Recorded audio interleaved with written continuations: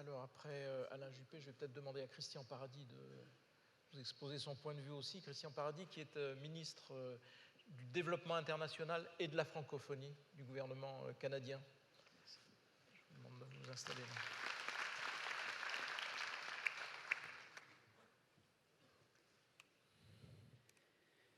Monsieur le Président de la République, Monsieur le Président Abdou Diouf, secrétaire général de la francophonie, Monsieur le Premier ministre Juppé, Monsieur le ministre, Madame la ministre, Monsieur le Premier ministre, distingués invités, bonjour.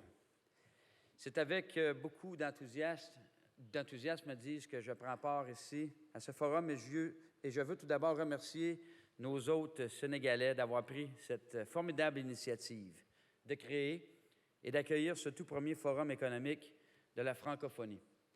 Je me réjouis grandement de cette occasion d'approfondir les échanges qui ont eu lieu lors du 15e sommet de la francophonie qui a pris fin hier et qui, je crois, vous serez d'accord avec moi, a été un succès formidable. Donc, félicitations encore aussi aux autorités sénégalaises.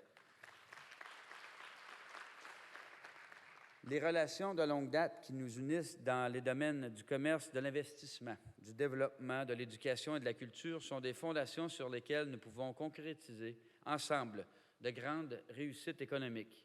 Il y a quelques jours, les pays membres de l'Organisation internationale de la francophonie ont franchi une étape importante avec, comme on le disait, l'adoption de la stratégie économique pour la francophonie.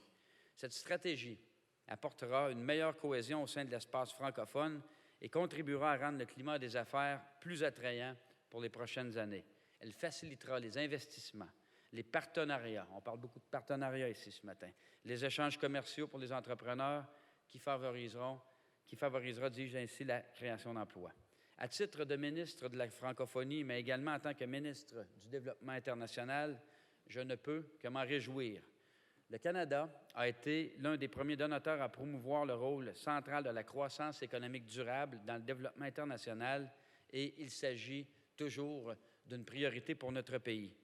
À l'échelle mondiale, l'investissement direct étranger dans les pays en développement est maintenant 5 fois supérieur à l'aide au développement.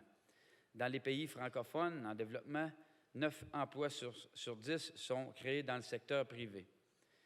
Le Canada est convaincu que davantage d'investissements financiers et d'échanges commerciaux dans l'espace francophone auront pour effet de dynamiser nos économies et de réduire la pauvreté. Les leaders des pays en développement que j'ai rencontrés cette semaine sont du même avis. Tous m'ont dit, on ne demande pas la charité, on veut générer des revenus. Et il est impératif que nous prenions tous acte de cette nouvelle réalité. L'exemple de nos partenaires du continent africain est probant. On dit souvent que l'Afrique grandit, et je m'empresse de corriger de dire que l'Afrique non seulement grandit, mais elle a grandi. Et c'est de cette façon que nous devons entrevoir nos partenariats avec la Nouvelle-Afrique, des partenariats d'égal à égal et des relations où tous y trouvent leur compte, avec de multiples occasions d'affaires dans des secteurs créateurs d'emplois. Mais il ne s'agit pas seulement d'ouvrir les pays à l'investissement et au commerce extérieur. Le Canada travaille directement avec les pays en développement pour bâtir l'environnement économique stable et prévisible nécessaire pour attirer l'investissement et stimuler la croissance. Nous voulons habiliter les pays pour qu'ils agissent à titre de partenaires commerciaux ou en étant dotés de marchés stables. On parlait de prévisibilité juridique, on y adhère. Nous voulons également les aider à développer une infrastructure financière suffisante pour recevoir des investissements. En fait, nous voulons les aider à bâtir une économie dynamique pour qu'ils puissent fournir à leurs citoyens le soutien et les services dont ils ont besoin. Ces efforts sont nécessaires pour la prospérité de tous. Je voudrais juste ici faire le point sur ce qui en est au niveau canadien quand on parle de mettre en place des procédés innovateurs dans l'approche en matière d'aide au développement. Eh bien, chez nous, on a décidé aussi de revoir un peu la façon de faire au niveau de notre ministère.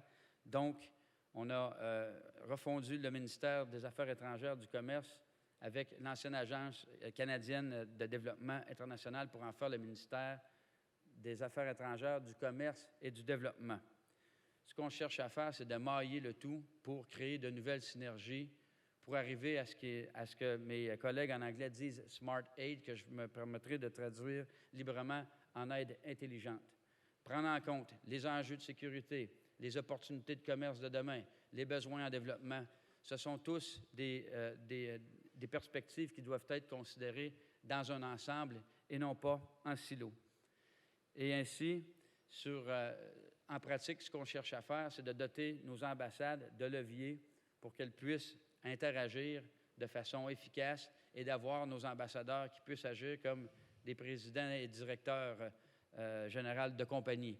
Parce que les gens le disent parfois, dans la bulle d'Ottawa, Monsieur le ministre, il y a des bonnes décisions qui se prennent, mais il y en a qui ne collent pas nécessairement à la réalité. Donc, il faut avoir toujours cette sensibilité du terrain. Également aussi, nous avons adopté de nouvelles directions en matière de développement.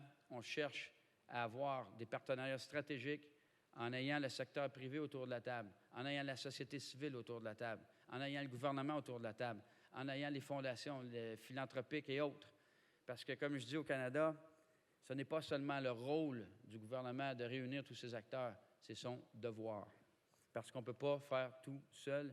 Comme on le disait un peu plus tôt, l'aide officielle au développement est rendue dans une proportion moindre qu'elle ne l'était auparavant, non pas parce qu'elle est réduite nécessairement, mais parce qu'il y a d'autres vecteurs de développement qui sont utilisés.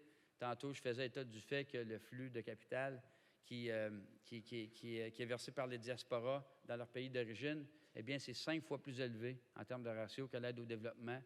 Et c'est la même chose en termes d'investissement à l'étranger. Donc, il y a une opportunité pour le gouvernement de faire en sorte que des synergies soient recherchées pour optimiser les impacts d'une façon intelligente dans ce qui est fait chez nos pays partenaires.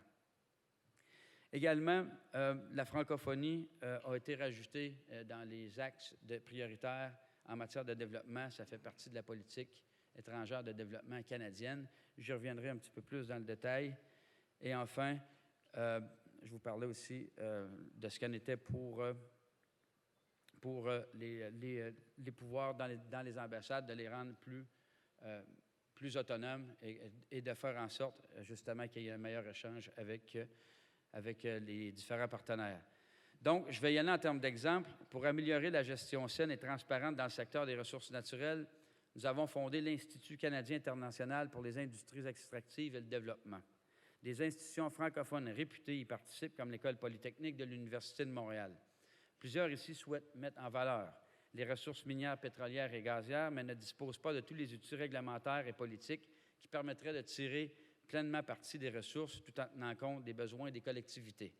L'Institut met l'expertise canadienne à la disposition de nos pays partenaires en développement et on veut que nos partenaires aient la capacité d'utiliser leurs ressources pour améliorer le niveau de vie de leurs citoyens et qu'ils soient en mesure de favoriser le dialogue avec les collectivités et d'atténuer les dommages environnementaux liés à l'exploitation des ressources. Le Canada soutient également l'initiative pour la transparence dans les industries extractives afin d'améliorer la gouvernance dans les pays dotés d'abondantes ressources. Et par l'entremise de l'Institut canadien des mines, de la métallurgie et du pétrole, le Canada contribue aussi à enrichir les connaissances concernant le secteur minier. En 2013, l'Institut a même ouvert un premier bureau africain ici même à Dakar. Pendant le sommet de la francophonie, je suis heureux d'annoncer ici que nous avons lancé l'appel de proposition leader de la francophonie en compétences pour l'emploi, ainsi que notre soutien financier pour 2 projets. Le premier, c'est Jeunes leaders de la francophonie, mis en œuvre par un consortium universitaire chapeauté par HEC Montréal, qui est l'École des hautes études commerciales, et essor du secteur privé, qui est le deuxième, par l'éducation pour l'emploi, mis en œuvre par les collèges et instituts du Canada et par le gouvernement du Sénégal. On vient également de lancer notre stratégie sur l'éducation internationale, laquelle considère comme prioritaire certains marchés francophones africains. Et nous sommes heureux d'accueillir chaque année un nombre croissant d'étudiants africains au Canada, des étudiants hautement motivés et compétents qui contribuent à l'excellence du secteur de l'éducation au Canada autant qu'ils en bénéficient. Et ces appuis permettront aux jeunes d'acquérir les compétences recherchées et de faciliter leur entrée sur le marché de l'emploi ou de l'entrepreneuriat. Bien outillés, ces jeunes, surtout les filles et les jeunes femmes, pourront transformer leur avenir et améliorer la qualité de vie de leur famille. En termes de chiffres, c'est environ 1 000 étudiants sénégalais qui étudient présentement au Canada et on peut dire qu'il y a environ près de 200 000 étudiants étrangers qui étudient présentement au Canada. Notre soutien à l'éducation est également au centre de la campagne que nous menons pour éliminer les mariages d'enfants, les mariages précoces et les mariages forcés tels que le rappelait le premier ministre ici même au sommet de la francophonie. Il est prouvé que les jeunes filles qui fréquentent l'école plus longtemps se marient à un âge plus avancé, ont des enfants plus tard et ont de meilleures possibilités d'atteindre leur plein potentiel, en plus de contribuer davantage à la croissance économique de leur pays. La scolarisation est donc bénéfique pour tous, tant pour les filles elles-mêmes que pour leurs familles et les sociétés. Et du même coup, nos partenaires bénéficient eux aussi d'une population de plus en plus scolarisée, ce qui, bien sûr, contribue au progrès. Dans ce contexte, nous croyons fermement que la francophonie a le potentiel de jouer un rôle de catalyseur. Elle peut encourager ses États membres à renforcer le cadre législatif dans le but de rendre les finances publiques plus transparentes. Elle peut aussi encourager la participation du secteur privé à l'amélioration, dis-je, du climat des affaires. Et le Canada compte soutenir la francophonie en ce sens. Je partage l'optimisme du premier ministre Juppé et je suis heureux de voir que beaucoup de Canadiens ici sont présents et partagent ce même optimisme. J'en profite pour les saluer.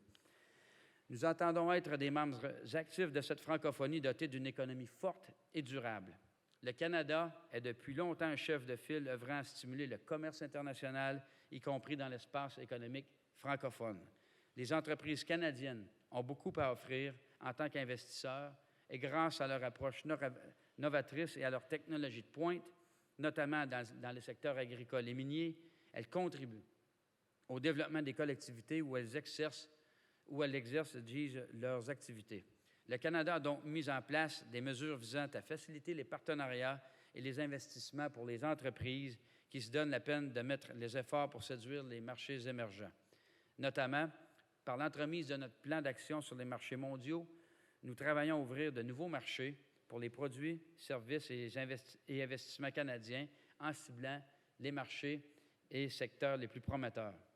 Le Canada travaille aussi à renforcer ses relations commerciales avec ses partenaires en établissant avec eux des accords sur la promotion, la protection des investissements étrangers, qui amènent évidemment une prévisibilité juridique.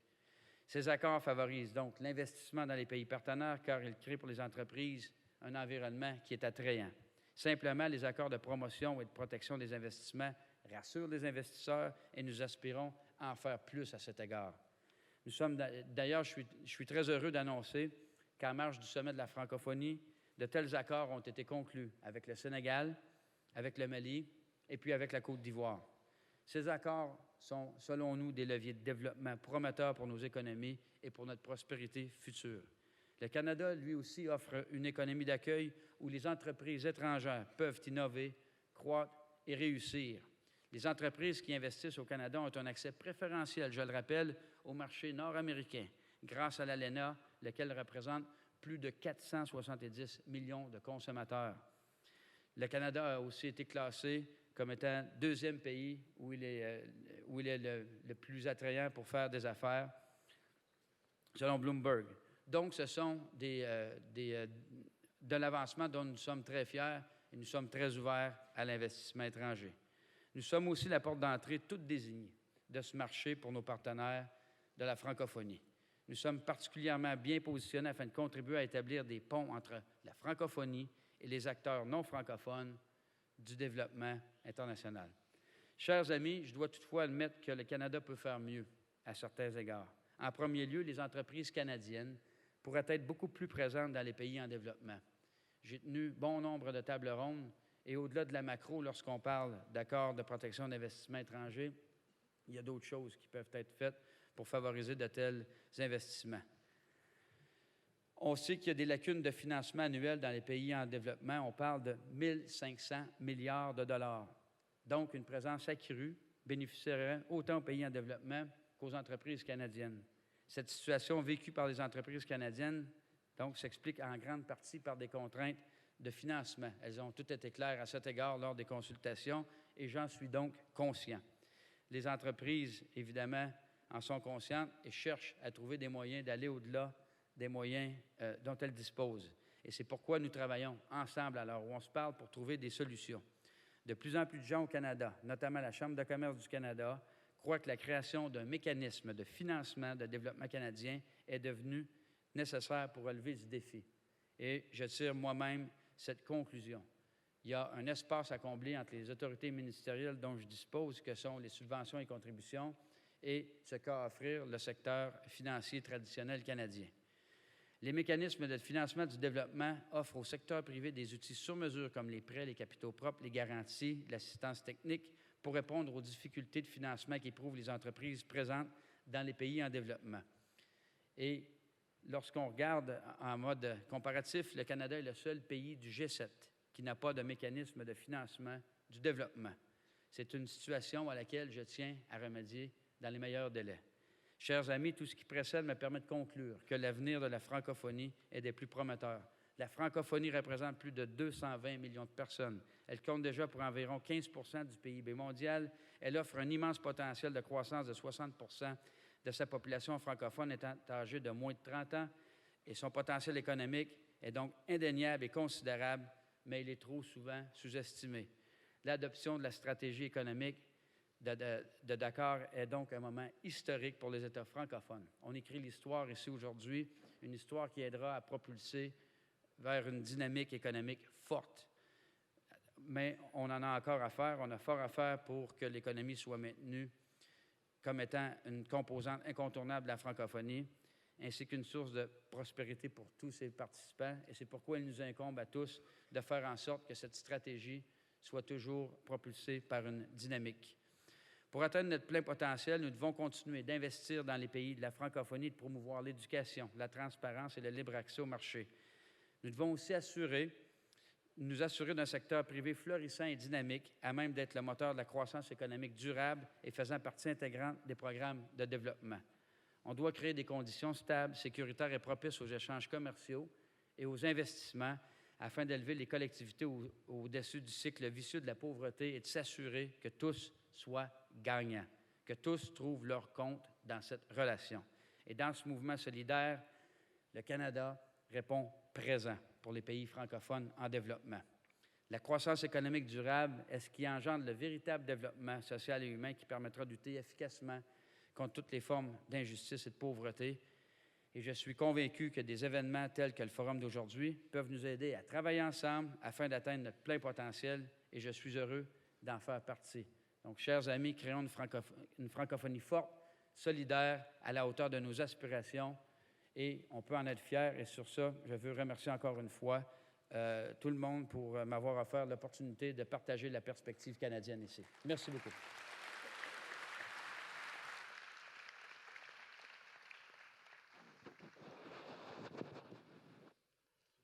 Alors, après le Canada, et avant de clôturer